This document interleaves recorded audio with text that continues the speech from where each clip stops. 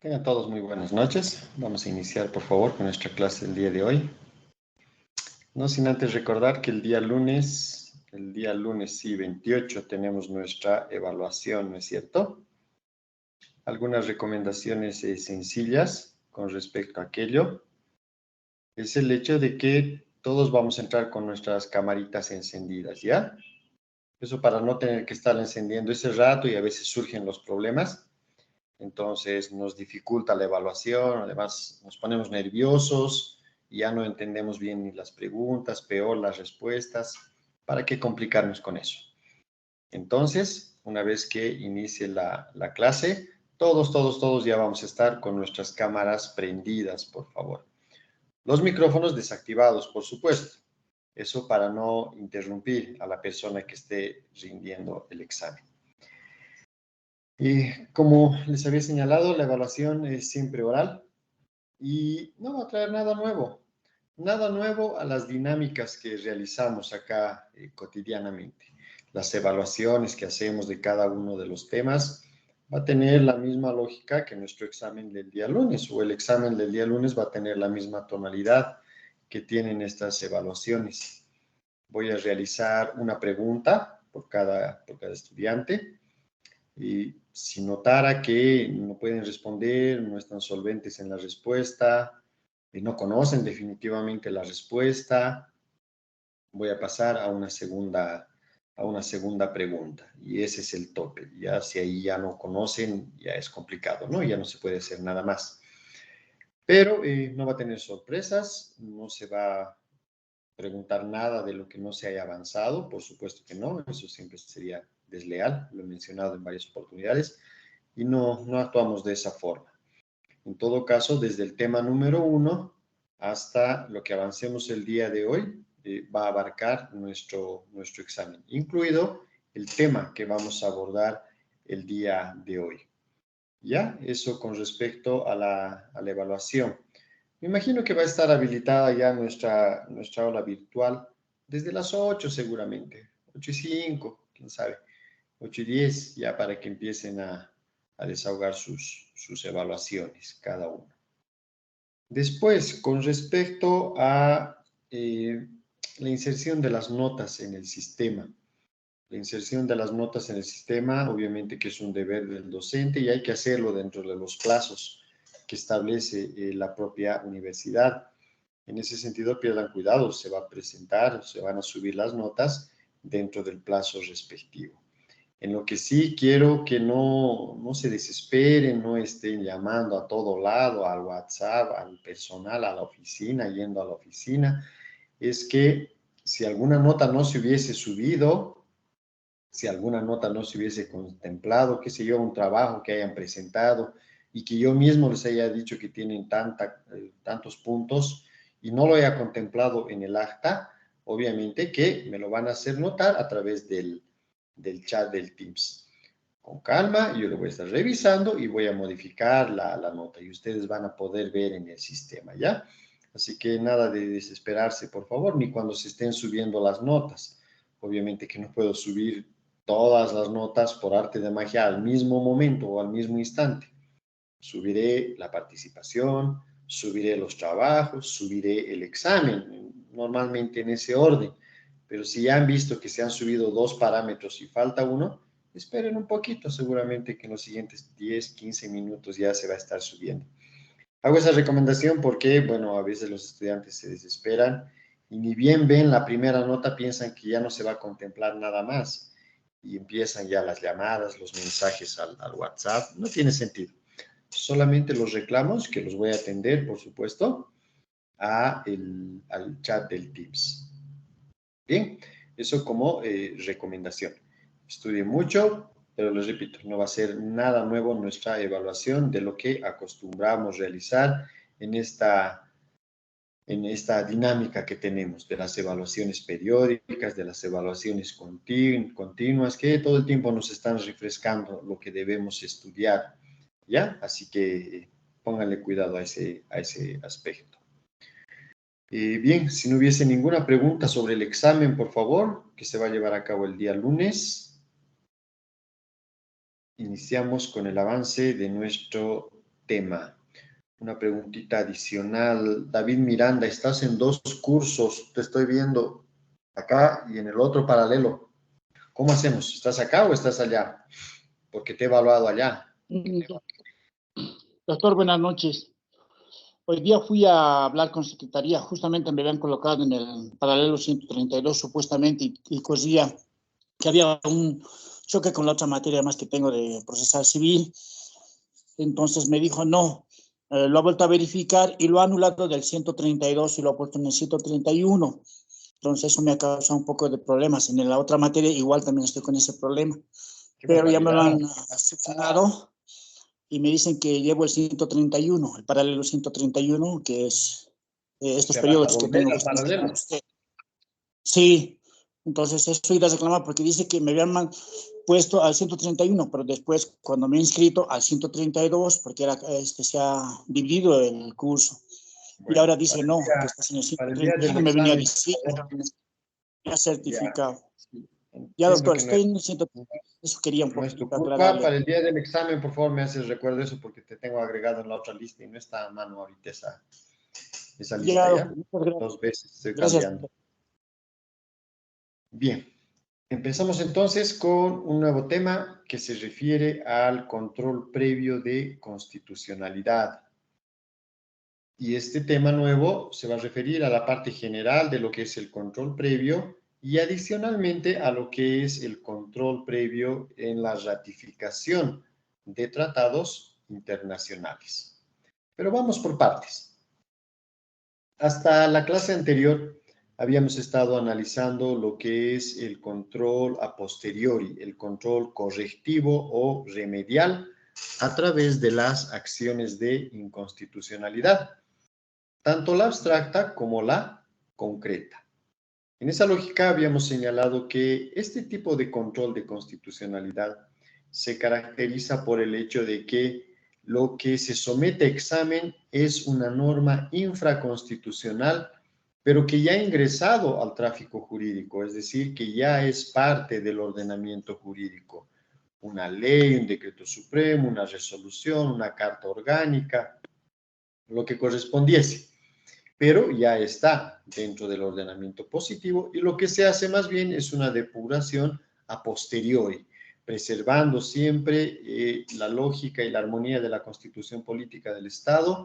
Cualquier norma que ya está vigente, independientemente de la fecha en la cual haya sido publicada, cualquier norma puede ser sometida a control de constitucionalidad, habíamos dicho. No importa si la norma fue promulgada ayer o si fue promulgada hace 50 años atrás. No prescribe, igual podemos someterla a control de constitucionalidad. Pero ese es un tipo de control de constitucionalidad. ¿Esto qué quiere decir? Que se trata de un control de constitucionalidad a posteriori, repito, correctivo, remedial. En cambio, el control de constitucionalidad previo o control de constitucionalidad ex ante, como lo dice su nombre, se entiende por aquel sistema de control por el cual se va a someter a examen un proyecto de norma, no una norma que ya ha ingresado al ordenamiento positivo, sino más bien un proyecto. Por lo cual, la virtud de este tipo de control se avista de manera muy sencilla en el entendido de que se trata de evitar más bien las acciones posteriores de inconstitucionalidad. Y claro, si nos ponemos a pensar que vamos a someter ese proyecto a un control de constitucionalidad a través de una consulta, vamos a entender también que el Tribunal Constitucional emitirá su fallo y dispondrá si esa norma es constitucional o es inconstitucional. Si es constitucional, obviamente que la llevamos hasta su promulgación y por lo tanto ya no va a haber en el futuro acciones de inconstitucionalidad, salvo que sea muy raro el caso. Pero ya se ha limitado muchísimo, hemos avanzado muchísimo si hemos realizado un control previo. Como dice el refrán vulgarmente, nos curamos en sano. Antes de que ingrese la norma, mejor lo sometemos a control de constitucionalidad para evitar futuras acciones de inconstitucionalidad. Desde esa perspectiva, se trata nomás de una depuración ex ante que se realiza con muy buen tino también, en el sentido de que vamos a evitarnos, repito una vez más, ese control correctivo que después podría darse.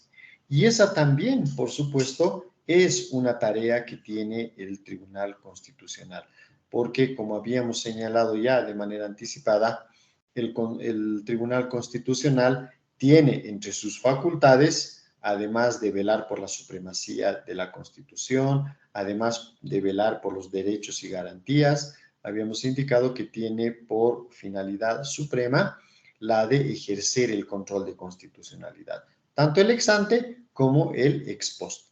Y es a la primera a la que nos vamos a referir ahora, a la ex ante, a ese control previo de constitucionalidad que se puede realizar. Ahora, de acuerdo al texto de la norma, y acá no hay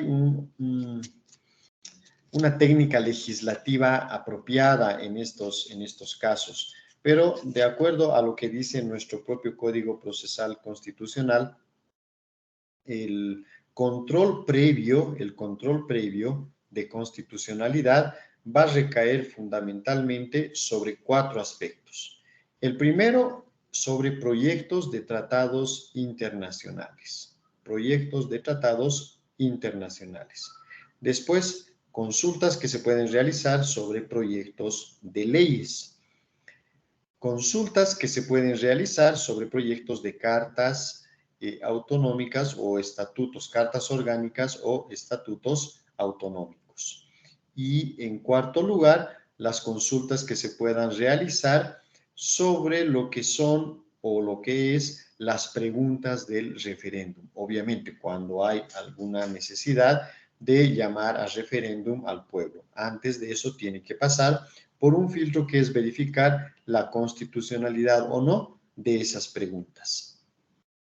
Todo ello, de manera general, se la comprende como control previo de constitucionalidad. Y aunque adicionalmente vamos a ver un tipo de consulta más, que es la consulta que pueden realizar las autoridades indígenas, originarias, campesinas, sobre la aplicación de su normativa a un caso concreto, eso más debió estar incorporado en esta regla del artículo 5. Sin embargo, no lo está, pero eso no menoscaba nuestro estudio. Igual vamos a aprender todas las formas de consultas o control previo de constitucionalidad que se pueda verificar. Así que de eso no se preocupen, independientemente de lo que diga el texto de la norma. Pero lo que sí es importante que nosotros tengamos en cuenta es la naturaleza de este control previo, lo que decíamos al inicio. ¿Para qué sirve este control previo? ¿Cuáles son las virtudes o las ventajas que se van a realizar o que se va a provocar a raíz de este control previo, como el caso que les he puesto en su conocimiento y el caso que ustedes lo han analizado, dicho sea de paso, ¿no? La Declaración Constitucional número 1 de la gestión de hace 2 gestiones pasadas. Ese es un ejemplo de control previo de constitucionalidad sobre proyectos de leyes. Ahora, en ese sentido, ¿qué es lo que dispone nuestro Código Procesal Constitucional de manera general? Me gustaría que analicemos, por favor, lo que dice el artículo 104 de nuestro Código Procesal. Teodora, por favor, si nos puedes ayudar. Artículo 104 del Código Procesal. Está bien, doctor. Buenas noches. Buenas noches. Ya. Artículo 104. Objeto. Estoy bien, doctor, ¿verdad? Sí. Ya. El control previo de constitucionalidad tiene por objeto confrontar el texto de tratados internacionales, proyecto de leyes, estatutos o cartas orgánicas con la Constitución Política del Estado, así como determinar la constitucionalidad de preguntas de los referendos. Bien, gracias. Nicole Melanie, por favor, el artículo 105 del Código. Ya, está bien, doctor. Artículo 105. Tipos de control previo. Los tipos de control previo de constitucionalidad pueden plantearse sobre Numeral 1, proyectos de tratados internacionales. 2, consultas de proyectos de leyes. 3, consultas de proyectos de estatutos o cartas orgánicas. 4, consultas de preguntas de referendos. Perfecto, muchas gracias. Ahora, si queremos hacer un poquito más didáctico el asunto, nos vamos a acordar de lo siguiente. Todas estas son consultas. Todos los controles o todo el control previo tienen ese nombre técnico de consultas y a la vez todas ellas se van a resolver a través de declaraciones constitucionales. En ningún caso vamos a emplear sentencias constitucionales para estos 4 casos que ha leído nuestra compañera. En todas estas problemáticas jurídicas, lo que va a utilizar como medio de resolución el Tribunal Constitucional siempre es una declaración constitucional. Si recordamos un poquito lo que habíamos estado avanzando con respecto a las resoluciones constitucionales, habíamos dicho precisamente eso. Las declaraciones constitucionales se abocan a absolver o resolver consultas, control previo de constitucionalidad. En esa lógica nos corresponde analizar lo que es el control previo de constitucionalidad en la ratificación de los tratados internacionales. ¿Cómo funciona esto? ¿Cuál es la base constitucional para entender específicamente este punto? Nosotros sabemos, esto nos han enseñado en derecho constitucional, que evidentemente el Estado soberano como es, tiene que, y normalmente lo hace, tiene que relacionarse con los países del exterior, con comunidades de países del exterior, así como la comunidad andina. En esa lógica puede celebrar tratados o convenciones de carácter bilateral con un país en específico. Puede realizar o adherirse a tratados que son multilaterales también. Existe esa posibilidad. ¿Ello por qué? Ello en mérito a que nuestro país, como que no lo es ninguno, no es una isla que puede estar alejada absolutamente de cualquier relacionamiento con el mundo exterior. ¿Y cómo nos relacionamos? Básicamente a través de los tratados internacionales. Ahora, estos tratados internacionales, independientemente del nomen juris que pudiesen recibir, si es en idioma castellano, si es en idioma inglés, puede ir variando un poco la tonalidad, pero no varía su esencia. Es el hecho de que, nuevamente, con la soberanía que puede ejercer nuestro Estado, se va a vincular con un determinado Estado, con una potencia extranjera o con una multiplicidad de países extranjeros a través de estos instrumentos que vienen a ser normativos. ¿Y por qué son normativos? Por algo que ustedes también han aprendido, y es el hecho de que un tratado internacional dentro de nuestro país tiene el mismo valor que una ley. Esa es la regla fundamental. Pero además de ello, y lo que nos interesa también de sobremanera, es el hecho de que conocemos que aquellos tratados de cualquier naturaleza, multilaterales o bilaterales, que versen sobre derechos humanos, forman parte del bloque de constitucionalidad. Y como habíamos leído en algún momento, incluso se pueden aplicar con preferencia a nuestra constitución política del Estado. ¿Cuándo? Cuando prevean normas más favorables en lo que respecta a derechos humanos, ¿no es cierto? Habíamos señalado aquello. Si un tratado internacional tuviese o contuviese en su interior normas más favorables con respecto a derechos humanos, inclusive el legislador o el administrador de justicia lo puede aplicar con un carácter preferente a lo que es la propia constitución política del Estado. Hasta ahí todo bien y hasta ahí todo en orden. Pero sucede que cuando el Estado ha celebrado, ha negociado un tratado internacional bilateral o plurilateral, necesita de un requisito de forma para su validez, que en realidad no es tan de forma solamente, es también de fondo en estos casos, habida cuenta de este tipo de control de constitucionalidad.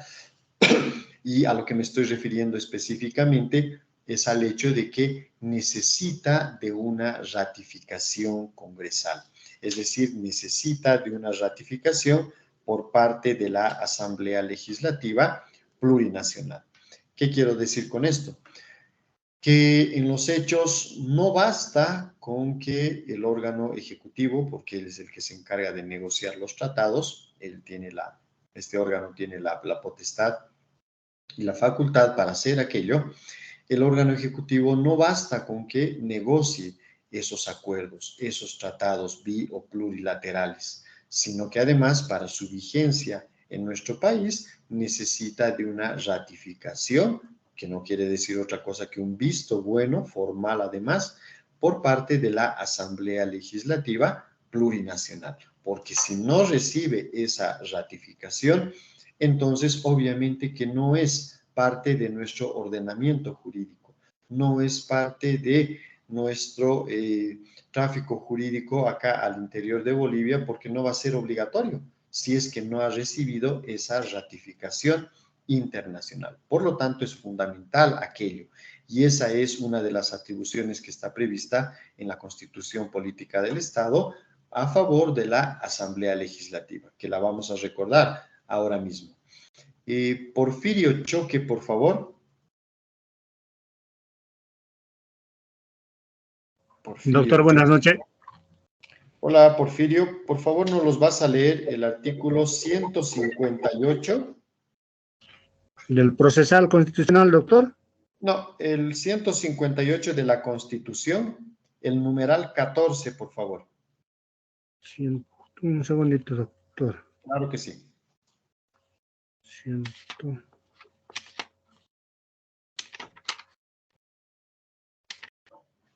158, numeral 14. Sí. Ratificar los tratados internacionales celebrados. Antes. Perdón, ¿Qué dice doctor? en el parágrafo primero? Son. Bueno, 158.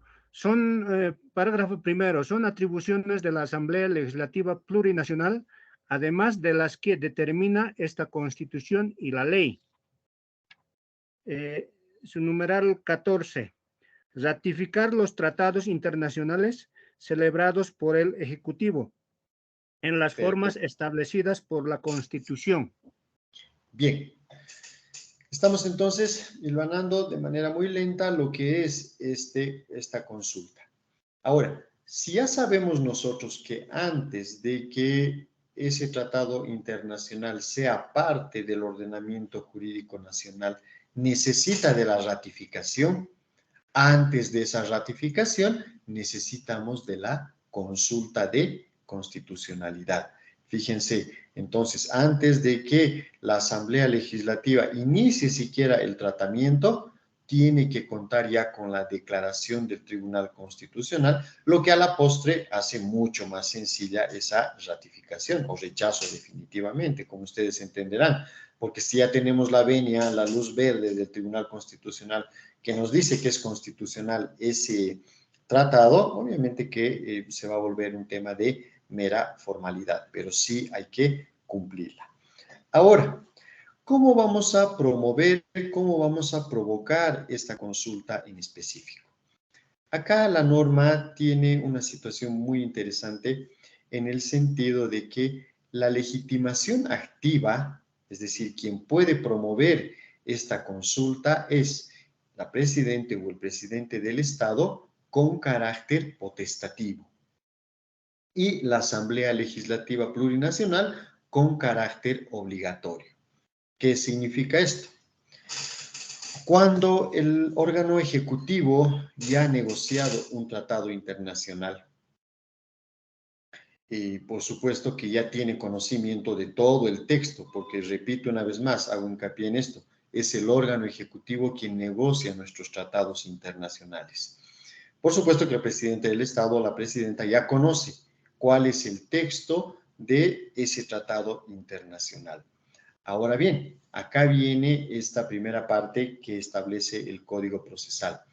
Para el presidente o la presidenta es potestativo esta situación. ¿Y por qué es potestativo? ¿Por qué no es obligatorio? Porque esa misma autoridad, es decir, el órgano ejecutivo, se ha encargado de negociar ese tratado. Y por supuesto se sobreentiende que lo ha hecho con base en nuestro ordenamiento interno, es decir, sin vulnerar los derechos y garantías. No se firmaría, por ejemplo, y esto es solo un ejemplo, por favor, no se firmaría un tratado internacional donde se acepte la pena de muerte, si sabemos que nuestra Constitución no tolera aquello, ¿no es cierto? Ya se sabe de antemano que el órgano ejecutivo seguramente que ha negociado un tratado internacional que no vulnera nuestra Constitución política del Estado ni otros tratados que están vigentes. Pero aún así, la ley le da esa facultad, no obligatoriedad, le da esa facultad al presidente o a la presidenta del Estado, si es que tuviera alguna duda fundamentada de que aún habiendo negociado el Poder Ejecutivo o el órgano ejecutivo ese tratado, quizá hay algo inconstitucional en este tratado, le da esa posibilidad de someter a consulta dicho tratado.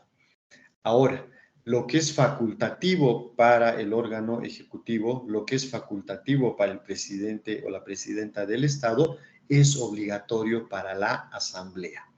¿Qué significa esto?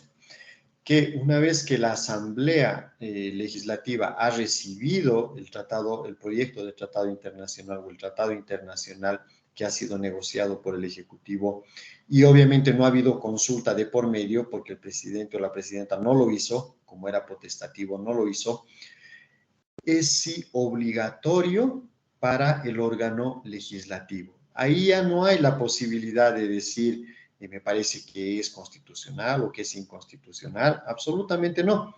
Hay una obligación imperativa de la ley, como vamos a ver enseguida, de que el órgano legislativo sí promueva la consulta sobre ese tratado internacional para su eventual ratificación. Por eso decimos que lo que es facultativo para el presidente o la presidenta es obligatorio para la Asamblea. Y claro, la lógica también está ahí. Es el hecho de que el órgano legislativo no ha negociado ese tratado internacional. Por lo tanto, esa falta de negociación impele, bajo el texto de la norma, ¿a qué? A promover la consulta como tal. Ahora, ¿cómo se va a realizar el procedimiento en la consulta? ¿Cómo se va a realizar el andamiaje procedimental? En primer lugar, nos abocamos a lo que es el artículo 24 del Código Procesal Constitucional. ¿Y qué establece como requisitos de presentación? Establece en primer lugar acreditar la personalidad de quien está realizando la consulta. Será el presidente, la presidenta del Estado, será más bien la Asamblea Legislativa en la cabeza de su presidente, que ya sabemos que a la vez es el vicepresidente del Estado, quien estaría promoviendo esta consulta. Ahora, una vez que se acredita esa personería con todas las generales de ley de esa persona, si está actuando a través de un mandatario, el instrumento de poder, carnet de identidad, oficio, profesión, el cargo que desempeña, domicilios procesales, correos electrónicos, el patrocinio de un abogado, todo ello que es imprescindible para realizar la consulta. Después se establecerán cuáles son, perdón, acá quiero hacer un paréntesis. Acá no hay legitimación pasiva. No existe legitimación pasiva por una razón básica. Esto es una consulta. No estamos dirigiendo una acción en contra de ningún órgano ni ninguna persona en particular. Solamente le estamos preguntando al tribunal, ¿esto es constitucional? ¿Este instrumento internacional es constitucional para que lo podamos ratificar? ¿Sí o no? Por lo tanto, no hay legitimado pasivo. Ojo con este tema. Ahora bien, después se establecerán los antecedentes, es decir, cuándo se ha negociado este tratado, con qué países se ha negociado o con qué país, cuál es el alcance, de manera muy sucinta. El fundamento jurídico tampoco va a ser un problema en estos casos porque no tenemos que, y esto quiero que me entiendan, no tenemos que atacar al tratado como tal, no es necesario. Después vamos a ver algunos matices con esto, pero no es esa la finalidad. Simplemente realizar, otra vez hacemos hincapié en el nombre, la consulta, preguntar, consultar al tribunal si esto es o no es constitucional. Por lo tanto, el fundamento jurídico no va a ser demasiado exquisito en este sentido, si hay alguna afinidad política o tendencia política, se dirá, bueno, consideramos que este tratado sí es constitucional, por lo tanto, tanto. Y nada más, a eso se va a limitar el fundamento jurídico. Tampoco va a haber necesidad de promover medidas cautelares. ¿Por qué? Porque como quiera que se trata de proyecto, todavía no ha entrado al tráfico jurídico, no es parte de nuestro ordenamiento positivo, no hay necesidad de ninguna medida cautelar. La única, quizá, pero ni siquiera eso, esto es muy forzado lo que les estoy diciendo, que la Asamblea Legislativa se inhiba de considerar o de entrar en sesión para considerar la ratificación o no, porque es obvio que no lo va a hacer. Es muy difícil de que se presente una medida cautelar acá, porque todavía no es norma positiva. Entonces, bajo ese contexto, lo que se tiene que hacer es simplemente realizar la consulta, algún fundamento jurídico se establecerá por ahí, y la petición. La petición que en estos casos no va a ser otra que pedirle al Tribunal Constitucional que emita una declaración constitucional especificando si es o no es constitucional el texto de ese tratado internacional. El artículo 106 de nuestro código, combinado con el artículo 24, nos establece aquello que les estaba mencionando. Y claro, ustedes ya habrán podido colegir el hecho de que esta consulta, como va a pasar con todas las demás, se las presenta directamente al Tribunal Constitucional Plurinacional. Obviamente que sí, porque directamente va a conocer esta autoridad sin necesidad de estar pasando por alguna otra autoridad intermedia. Veamos el texto de la norma entonces. David Miranda, ayúdanos con el artículo 106, por favor. Ya, doctor, buenas noches. Artículo 106, el objeto.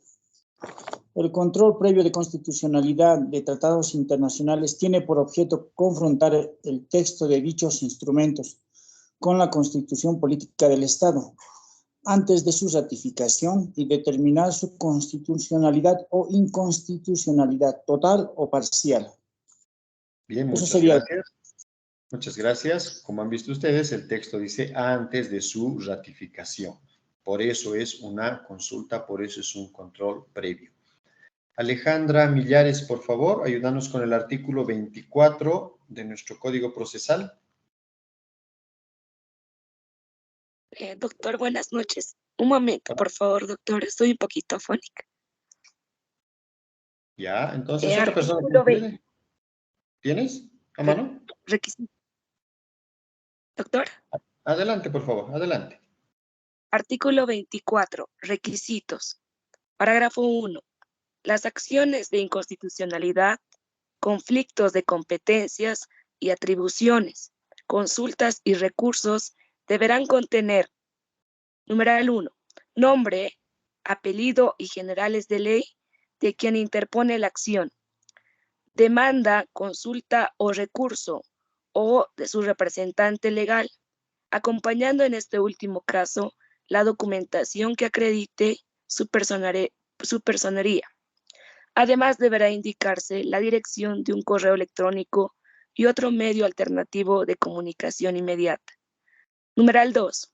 Nombre y domicilio contra quien se dirige la acción o recurso, cuando así corresponda. Numeral 3.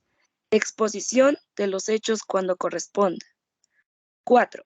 En las acciones de inconstitucionalidad, la identificación de la disposición legal y las normas impugnadas, así como las normas constitucionales que se consideren infringidas, formulando con claridad los motivos por los que la norma impugnada es contraria a la Constitución Política del Estado. 5. Solicitud, en su caso, de medidas cautelares. 6. Petitorio. Falta un poquito. Parágrafo 2. Las acciones de inconstitucionalidad, conflictos de competencias y atribuciones, consultas y recursos requerirán el patrimonio de abogada o abogado. Muchas gracias, Alejandra. El patrocinio de abogado o abogada. Ariel Fernando, por favor. Doctor, buenas noches. ¿Qué tal, Ariel? Nos vas a ayudar con el artículo 107, pero parágrafo por parágrafo, ¿ya? Vamos con el número 1 primero. 107, numeral 1. De la Constitución. No, del Código Procesal, por favor. Estoy viendo. 107, lo estoy buscando. 107, procedencia, doctor Torito. El primer parágrafo, por favor. Está bien. Artículo 107, procedencia, parágrafo primero. Está legitimada o legitimado para solicitar el control previo de constitucionalidad de proyectos de tratados internacionales la presidenta o el presidente del Estado. ¿Cuál estás Está ahí. leyendo? El artículo 107, parágrafo primero. Sí, artículo 107, procedencia. Ese es el que está, doctor, en el Código Procesal Constitucional. Adelante, por favor, a ver de nuevo. Está legitimada o legitimado para solicitar el control previo de constitucionalidad de proyectos de tratados internacionales la presidenta o Es el el presidente artículo, del Estado. no es el artículo adecuado. Sí, no es el correcto. ¿Me lo puedes leer, por favor, David?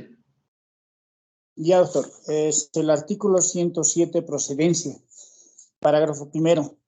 La presidenta o presidente del Estado, en caso de tener duda fundada sobre la constitucionalidad del proyecto de tratado o alguna de sus partes, los remitirá ante el Tribunal Constitucional Plurinacional.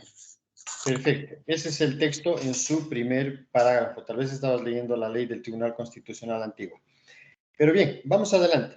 Fíjense, en este primer parágrafo, y por eso les decía que es potestativo, el texto de la norma indica que el presidente o la presidenta del Estado pueden tener esta legitimación en caso de tener duda, puesto que si no lo tienen como ellos han negociado, directamente remiten el tratado a la Asamblea Legislativa para su ratificación. Entonces, este primer parágrafo nos hace ver que es potestativo para el presidente. De hecho, nunca lo hacen. Directamente se pasa a la Asamblea Legislativa para que ahí siga su curso, habida cuenta de que va a ser obligatorio para esta entidad hacer la consulta respectiva, como vamos a ver en el parágrafo 2. El parágrafo 2, por favor, léenos. David. Ya, doctor. Parágrafo segundo. Remitido el texto del tratado internacional negociado por el órgano ejecutivo al órgano legislativo para su eventual aprobación y posterior ratificación, corresponderá a la presidenta o presidente de la Asamblea Legislativa Plurinacional enviar de forma obligatoria y dentro del plazo de 20 días de su recepción al Tribunal Constitucional Plurinacional, antes que dichos instrumentos internacionales sean ratificados. Continúa. ¿Hay un poquito más? ¿A tiempo? A tiempo de remitirse en consulta el tratado internacional, la presidenta o presidente de la Asamblea Legislativa Plurinacional podrá manifestar la duda fundada que tenga sobre la inconstitucionalidad del proyecto de tratado o algunas de sus estipulaciones. Perfecto. Ahora, noten, queridos jóvenes, lo siguiente acá en este parágrafo segundo. Evidentemente ya se utiliza el término de obligatoriedad. Realizar la consulta es obligatoria para la Asamblea Legislativa Plurinacional. No puede sustraerse, no puede soslayar ese paso procedimental. Una ratificación sin previa consulta no tiene valor de hecho. Por eso es que en el parágrafo segundo establece de manera obligatoria. ¿Esto qué quiere decir en los hechos? Que el vicepresidente, una vez que ha tomado conocimiento de la remisión que ha realizado el Ejecutivo para la ratificación del Tratado Internacional, lo que tiene que hacer es obligatoriamente elevarlo en consulta con esos requisitos que hemos señalado.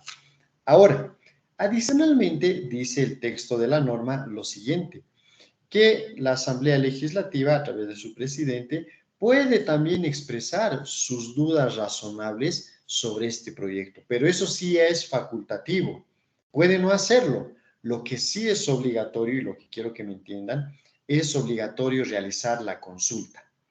Adicionalmente a realizar la consulta, el propio legislativo, el propio presidente de la Asamblea, puede tener algunas dudas y decir, bueno, este artículo de este tratado internacional parece ser inconstitucional por esto, por esto y por esto. Esta parte, este anexo del tratado internacional parece ser inconstitucional por esto, por esto, por esto. Entonces puede realizar ese ejercicio procesal, pero eso ya es facultativo. Puede el presidente no tener absolutamente ninguna duda, el presidente de la Asamblea, digo, puede no tener absolutamente ninguna duda sobre ese tratado y simplemente eleva la consulta. Ahora, en esa misma tónica se van a fijar lo que dispone el parágrafo 3, donde ya se faculta a los asambleístas a también fundamentar las dudas razonables que tengan. Pero esto igual, con un carácter potestativo. Pueden los asambleístas, senadores o diputados entender que el tratado es perfectamente constitucional, por lo tanto no van a decir nada. Pueden algunos asambleístas, van a ver el número enseguida, pensar o suponer que hay partes, hay artículos, hay normas de ese tratado internacional que son inconstitucionales, también pueden elevar su consulta al Tribunal Constitucional. En el mismo plazo y obviamente, ya sabemos lo que es la acumulación de procesos, dentro de esa misma causa, dentro de esa misma consulta. Y por favor, David, ayúdanos con el parágrafo 3. Yo, doctor. Parágrafo 3. En el mismo plazo, las presidentas o presidentes de las cámaras de senadores o de diputados, respectivamente, o al menos 5 senadores o 10 diputados, podrán manifestar directamente ante el Tribunal Constitucional Plurinacional o a través de la presidenta o presidente de la Asamblea Legislativa Plurinacional la duda fundada que tengan sobre la inconstitucionalidad del proyecto de tratado o algunas de sus estipulaciones. Perfecto, muchas gracias. Entonces, los presidentes de las cámaras o 5 senadores o 10 diputados, como dice la norma, también pueden eventualmente expresar sus dudas y tengan la seguridad de que todo se va a resolver en una misma causa, no se van a abrir diferentes causas para absolutamente lo mismo, ¿no es cierto? Se trata de la misma consulta al fin y al cabo y se va a emitir a la postre una sola declaración constitucional. Bajo ese contexto, ¿está comprendida la legitimación activa en este tipo de consultas? ¿Hubiese alguna duda? Bien, vamos con el procedimiento entonces. Como quiera que ya se ha elevado la consulta ante el Tribunal Constitucional, esto va a pasar inmediatamente, ya saben ustedes, a la comisión de admisión. En la comisión de admisión se van a ver todos los requisitos de fundabilidad, es decir, de admisibilidad de esta consulta, que es poco menos que imposible de que se rechace. No se puede, porque es simplemente una consulta. Bajo ese contexto, lo que va a hacer la comisión de admisión es que, si corresponde, va a pedir un informe al órgano ejecutivo. ¿Por qué dirá el texto de la norma si corresponde? Porque bien podría tratarse de que la consulta lo esté haciendo el propio presidente o la presidenta del Estado, ¿no es cierto? Entonces, por lógica, ¿para qué va a pedir un informe? No hay necesidad de aquello. Pero hagamos de cuenta que no, para ir con el hilo conductor del código. Hagamos de cuenta de que el presidente o la presidenta no hace la consulta, porque es potestativo para él, ya saben ustedes. Pasa a la Asamblea Legislativa, para la Asamblea Legislativa es obligatorio. Por lo tanto, como la consulta vino a partir de la Asamblea Legislativa, ahí sí se va a solicitar un informe a el órgano ejecutivo. ¿Para qué? Para que vierta sus opiniones sobre la constitucionalidad de ese tratado, de que ese tratado se acomoda perfectamente a lo que es el texto de la Constitución o tratados internacionales que ya tengamos celebrados. Y como sucede con la mayoría de los informes, se va a dar un tiempo de 15 días. Una vez que se cita, se emite la provisión citatoria a el órgano ejecutivo, van a tener el plazo de 15 días para emitir su informe. Con o sin informe, la justicia constitucional no va a esperar más. Con o sin informe, se van a remitir todos los antecedentes hasta la sala plena del Tribunal Constitucional. Obviamente que en la sala plena ya es la entidad o la autoridad que se va a encargar de resolver el fondo mismo de esta consulta. Se va a proceder al sorteo del magistrado relator. Y una vez que se proceda al sorteo del magistrado relator, en el plazo de los 45 días siguientes, como sucedía con las acciones de inconstitucionalidad, se va a emitir la respectiva declaración constitucional plurinacional. Es rápido, en teoría, ese trámite, no demora mucho porque no tiene tampoco legitimación pasiva en ese contexto. Camila Nicole, por favor, si nos ayudas con el artículo 108. Buenas noches, doctor. Hola. Un momentito, por favor. ¿Me escucha? Perfecto, ¿te escuchamos bien? Muy bien. Artículo 108. Procedimiento en el tribunal. Parágrafo 1. Una vez admitida la consulta, la comisión de admisión dispondrá que ésta se dé a conocimiento del órgano ejecutivo cuando corresponda, para que en el plazo de 15 días desde su notificación emita su opinión fundada sobre la consulta. Parágrafo 2. Transcurrido este plazo con o sin la remisión de la opinión, el Tribunal Constitucional Plurinacional emitirá declaración constitucional en el plazo de los 45 días sobre la constitucionalidad o inconstitucionalidad total o parcial del proyecto del Tratado Internacional en consulta. Bien, muchas gracias. Ahora, A usted, doctor. Una vez que han vencido ese plazo, corresponde emitir la declaración constitucional. Y la declaración constitucional va a revestir esas formas que señalaba nuestra compañera. O se va a declarar la constitucionalidad del instrumento internacional o su inconstitucionalidad, total o parcial. Es muy difícil de que un tratado sea totalmente inconstitucional. Podría suceder, pero lo que normalmente va a acaecer es que en el caso de evidenciarse colisión con nuestra Constitución, va a ser una inconstitucionalidad parcial. Pero, ¿qué va a suceder a la postre de esto? ¿Cuáles van a ser los efectos de esta situación? No se olviden que no se trata de una ley interna, sino más bien se trata de un instrumento internacional. El pacta sunt servanda, lo pactado obliga, dice la norma, esto desde contratos lo hemos aprendido, también rige en el ámbito internacional, ¿no es cierto? Y es la buena fe del Estado la que se ha puesto en juego al celebrar o al negociar un tratado internacional. Entonces, la salvedad que ofrece el Código Procesal acá es bastante lógico en el sentido de que si se tratase de un tratado bilateral, valga pleonasmo, de un tratado bilateral y se ha declarado su inconstitucionalidad, que puede ser total o parcial, lo que manda el texto de la norma es que se pueda renegociar si es que corresponde. ¿Por qué dice si corresponde el legislador? Porque habida cuenta de que hay una contraparte, una potencia extranjera, la potencia extranjera podría no querer renegociar definitivamente. Eso es obvio, ¿no es cierto? Entonces, si hay la posibilidad de renegociar el tratado, se lo va a renegociar y otra vez el mismo procedimiento.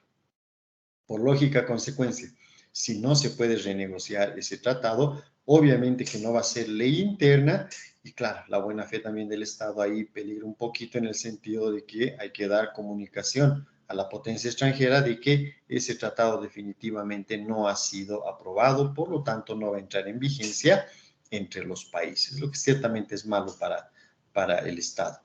Ahora, en los tratados multilaterales, la cosa es un poquito más fácil, acuérdense de derecho internacional público.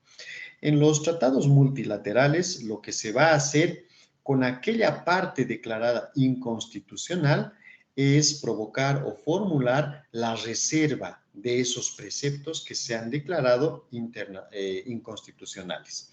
Ustedes conocen que en el derecho internacional público existe la posibilidad de reserva a lo que se entiende o se entiende por reserva al hecho de que ese país se inhibe de aplicar esa parte del tratado multilateral o el tratado entre diversos países o la convención que se haya realizado entre diversos países.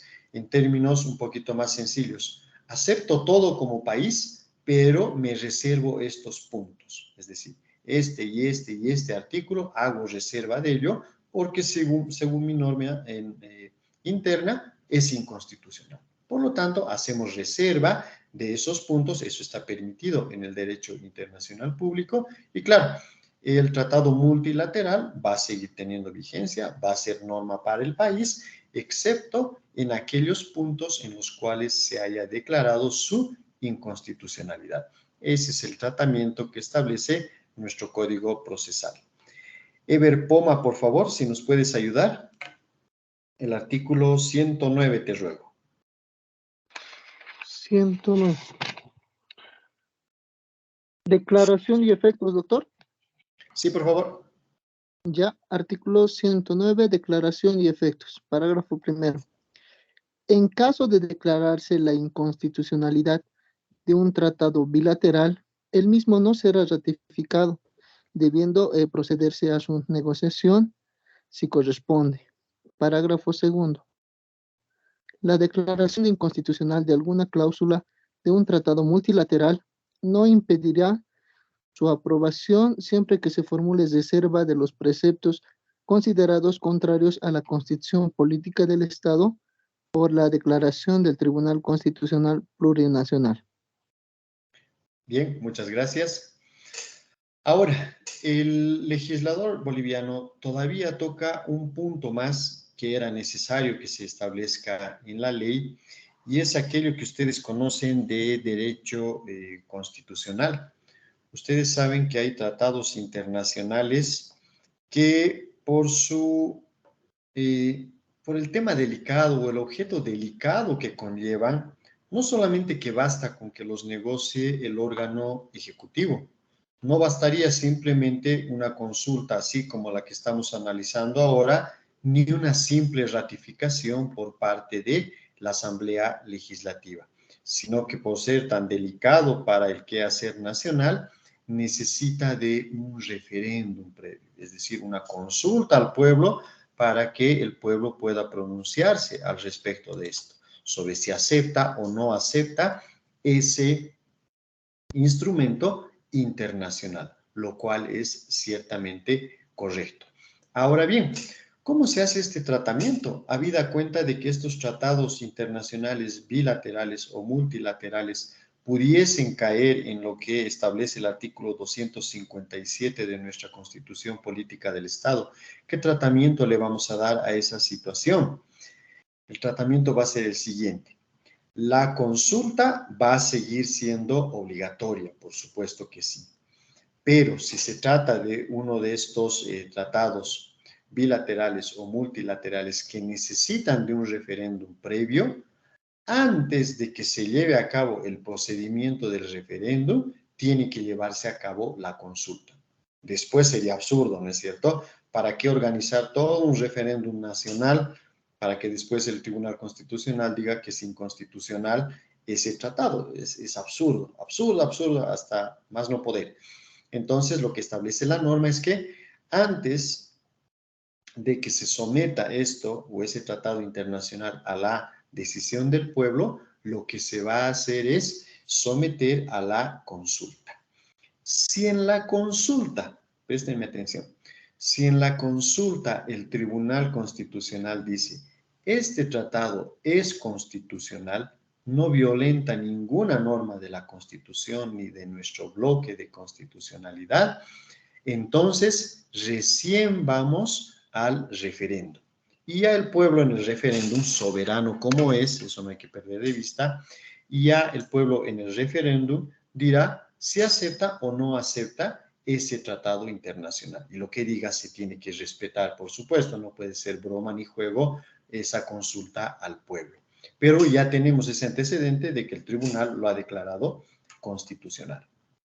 Ahora, si el Tribunal Constitucional, una vez que ha conocido la consulta, dice, este tratado, este instrumento internacional es inconstitucional por esto, huelga decir es que ni se va a llevar a cabo el referéndum, porque ¿para qué se llevaría a cabo? Si ya el tribunal ha dispuesto que el texto de ese instrumento internacional, de ese tratado internacional, es inconstitucional. En ese caso, dice el texto de la norma, y con mucha lógica además, ya no se va a llevar a cabo el referéndum que tendría que ser necesario en el caso de que se hubiese declarado constitucional el instrumento internacional. Vayamos por partes a analizar esta situación. Juan José Becerra, por favor.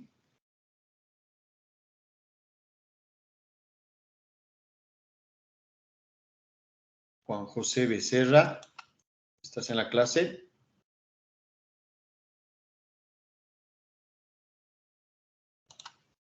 Bien, no Doctor, está. yo puedo leer si se puede, así para corregirme lo de hace rato, al parecer lo tengo desactualizado mi código procesal, y es que me lo compré Creo que es la ley del Tribunal Constitucional sí. antigua. Vayamos con la Constitución, por favor. La Constitución en el artículo 257. Está bien, doctor, 257, parágrafo primero.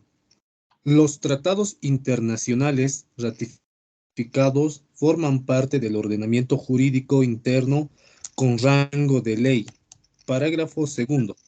Requerirán de aprobación mediante referendo popular vinculante previo a la ratificación los tratados internacionales que impliquen, primero, cuestiones limítrofes; segundo, integración monetaria; tercero, integración económica estructural; cuarto, cesión de competencias institucionales a organismos internacionales o supranacionales en el marco de procesos de integración. Gracias, doctor. Perfecto. Muchas gracias a ti. Ingrid Claros.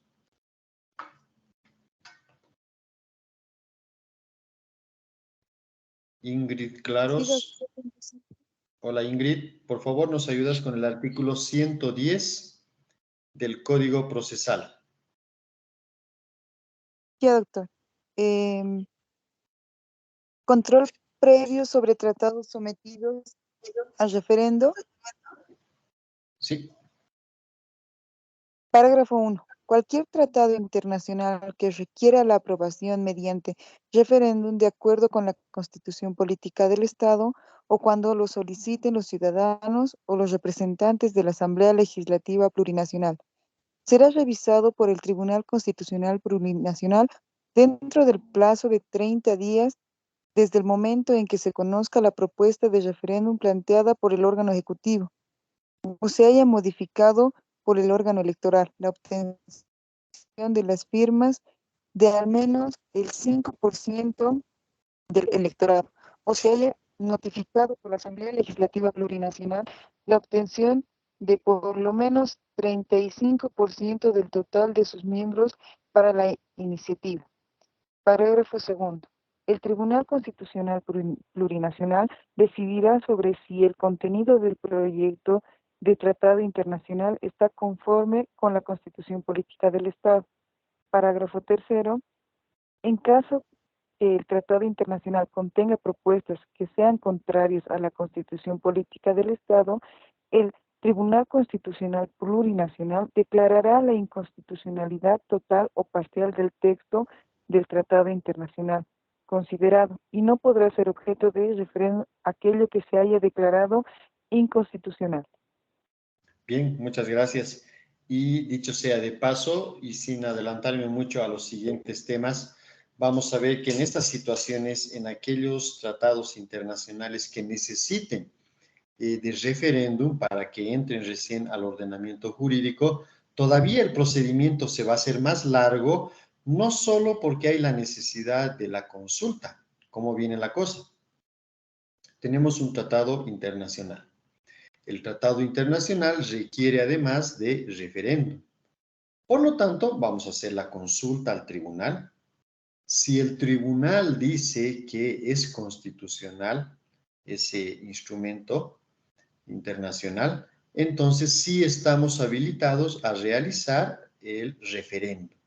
Pero ¿qué va a pasar antes del referéndum? Hay que hacer las preguntas respectivas para un referéndum. Y como manda el texto de la norma, y lo vamos a ver de aquí a unos 2 o 3 temas, además para esas preguntas hay que volver a hacer una consulta al tribunal para ver si esas preguntas son o no son constitucionales. Y recién se llevaría a cabo el referéndum para determinar si ese tratado internacional va a formar parte de nuestro ordenamiento positivo o no definitivamente. Eso ya va a depender del pueblo, pero vamos a necesitar de toda esa serie de pasos que parecieran engorrosos, pero son necesarios para estos temas tan delicados que sí necesitan de un referéndum popular cuando se trata de tratados internacionales, de instrumentos internacionales. Si hubiese alguna pregunta, por favor. ¿Algo que no esté claro sobre este tema? Recordándoles que esto más va a entrar al examen, por supuesto. Adelante, por favor, Nicole. Doctor, buenas noches. Entonces, ¿solo se va a llevar a cabo el referéndum cuando el tribunal diga que esta norma es totalmente constitucional? ¿No se llevaría cuando una norma es parcialmente inconstitucional, solo algunos puntos de este tratado, perdón? Es buen punto en el siguiente sentido. Por supuesto, un tratado internacional, ya sea bilateral o ya sea multilateral, puede tener innumerables acápites, puede contener varios capítulos, puede estar dividido en muchísimas secciones, de las cuales efectivamente el Tribunal Constitucional puede advertir que gran parte de ellas son constitucionales, guardan cabida con nuestra Constitución, no afectan la soberanía del Estado, temas limítrofes, la integración monetaria o ceder las competencias propias de nuestro Estado a potencias multilaterales, que es tan delicado ese asunto. Podría entender el tribunal que hay partes que son constitucionales y a la vez, obviamente, partes que no son constitucionales. Entonces, en esa lógica, sí, el referéndum solamente se llevaría a cabo sobre esas partes que son constitucionales. Teniendo en cuenta, pero aquí ya metemos otro ingrediente, del hecho de que si el pueblo dijese que sí está de acuerdo con ese tratado internacional, por la parte inconstitucional, igual tenemos que hacer la reserva. Es decir, establecer que el Estado boliviano no va a acatar o no se va a hacer parte de esos puntos que son inconstitucionales, porque ni siquiera van a estar sometidos al referéndum, ¿no es cierto? Entonces, solamente aquella parte que sí ha sido considerada constitucional por el tribunal y que ha sido después aprobada por el referéndum, por el pueblo en su conjunto, esa parte sí entraría después a ser parte de nuestro ordenamiento. Ahí sí hacemos esa distinción. ¿Alguna otra pregunta, por favor? A ti las gracias. ¿Alguna otra pregunta? Bien, perfecto. Entonces, este temita más, por favor, va a ser parte del acervo de los temas que hay que estudiar para el día del examen, ¿ya? Estén siempre puntuales y esta es la última recomendación que les realizo, no porque el curso sea así, pero sí porque hemos tenido algunas experiencias en semestres pasados. Ingresen a la hora que es de nuestras clases. Como tenemos desde las 8:15 hasta las 10 menos cuarto, por favor, chicos, no hagan la barrabasada de querer entrar a las 9:30, a las 10 menos 20, pensando todavía que sigo evaluando, por ahí he acabado hace mucho tiempo atrás. No hagan ese juego. Ingresaremos todos desde el momento mismo en que se nos está convocando. Hagan de cuenta que es un examen escrito. y todos ingresan a la hora que se dice, ¿no es cierto? Entonces, no traten de entrar de forma posterior, por favor. Eso para no verse perjudicados ustedes mismos, ¿ya? Con eso hemos terminado, chicos. Les agradezco muchísimo por su tiempo, su atención. Éxito para todos el día lunes. Que estén muy bien. Buen descanso. Chao, chao. Nos vemos. Hasta luego, doctor. Buenas noches, doctor. Gracias. Gracias, doctor. Buenas Hasta noches, luego. doctor. Buenas noches. doctor. Gracias.